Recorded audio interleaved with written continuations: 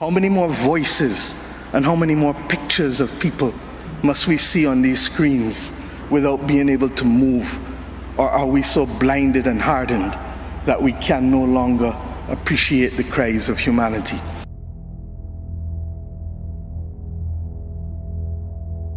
The pandemic has taught us that national solutions to global problems do not work.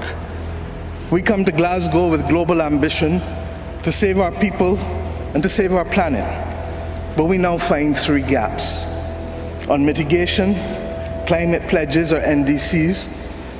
Without more, we will leave the world on a pathway to 2.7 degrees, and with more, we are still likely to get to 2 degrees. These commitments, made by some, are based on technologies yet to be developed, and this is at best reckless and at worst dangerous. On finance, we are $20 billion short of the $100 billion, and this commitment, even then, might only be met in 2023.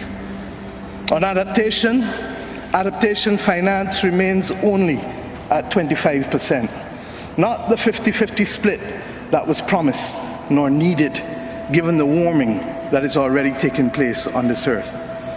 Climate finance to frontline small island developing states declined by 25% in 2019. Failure to provide the critical finance and that of loss and damage is measured, my friends, in lives and livelihoods in our communities.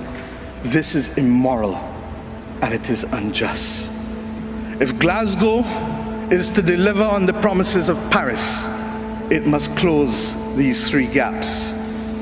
So I ask to you, what must we say to our people living on the front line in the Caribbean, in Africa, in Latin America, in the Pacific, when both ambition and regrettably some of the needed faces at Glasgow are not present? What excuse should we give for the failure? In the words of that Caribbean icon Eddie Grant, will they mourn us on the front line? When will we, as world leaders across the world, address the pressing issues that are truly causing our people angst and worry, whether it is climate or whether it is vaccines? Simply put, when will leaders lead? Our people are watching, and our people are taking note. And are we really going to leave Scotland without the resolve and the ambition that is sorely needed to save lives and to save our planet?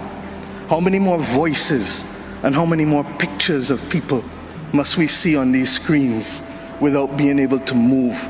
Or are we so blinded and hardened that we can no longer appreciate the cries of humanity? I have been saying to Barbadians for many years that many hands make light work. Today, we need the correct mix of voices, ambition, and action. Do some leaders in this world believe that they can survive and thrive on their own? Have they not learned from the pandemic?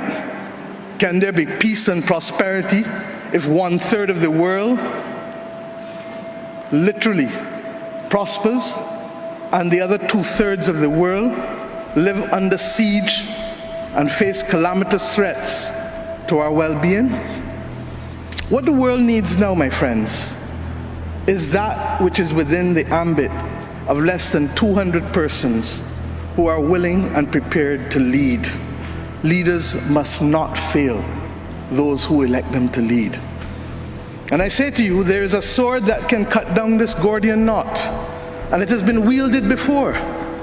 The central banks of the wealthiest countries engaged in $25 trillion of quantitative easing in the last 13 years. 25 trillion.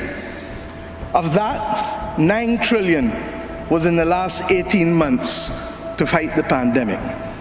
Had we used that 25 trillion to purchase bonds, to finance the energy transition, or the transition of how we eat, or how we move ourselves in transport, we would now today be reaching that 1.5 degrees limit that is so vital to us. I say to you today in Glasgow that an annual increase in the SDRs of $500 billion a year for 20 years, put in a trust to finance the transition, is the real gap, Secretary General, that we need to close, not the $50 billion being proposed for adaptation. And if 500 billion sounds big to you, guess what? It is just 2% of the 25 trillion. This is the sword we need to wield. Our excitement 1 hour into this event is far less than it was 6 months ago leading up to this event. Can we, with those voices and these speeches from Sir David and others, find it within ourselves to get the resolve to bring Glasgow back on track? Or do we leave today believing that it was a failure before it starts? Our world, my friends, stands at a fork in the road. One no less significant than when the United Nations was formed in 1945. But then, the majority of our countries here did not exist. We exist now. The difference is we want to exist 100 years from now. And if our existence is to mean anything, then we must act in the interests of all of our people who are dependent on us.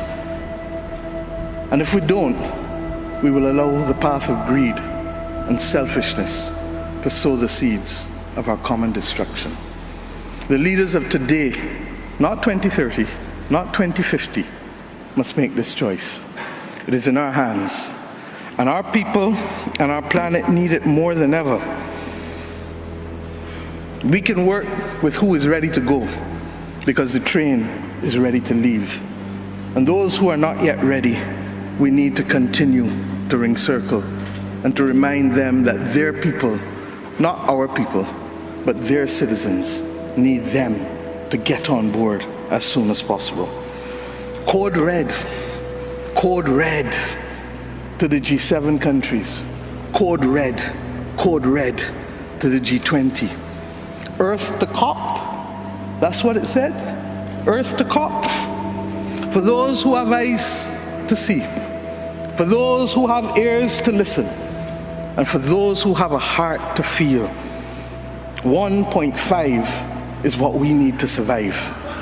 2 degrees, yes, SG, is a death sentence for the people of Antigua and Barbuda, for the people of the Maldives, for the people of Dominica and Fiji, for the people of Kenya and Mozambique, and yes, for the people of Samoa and Barbados.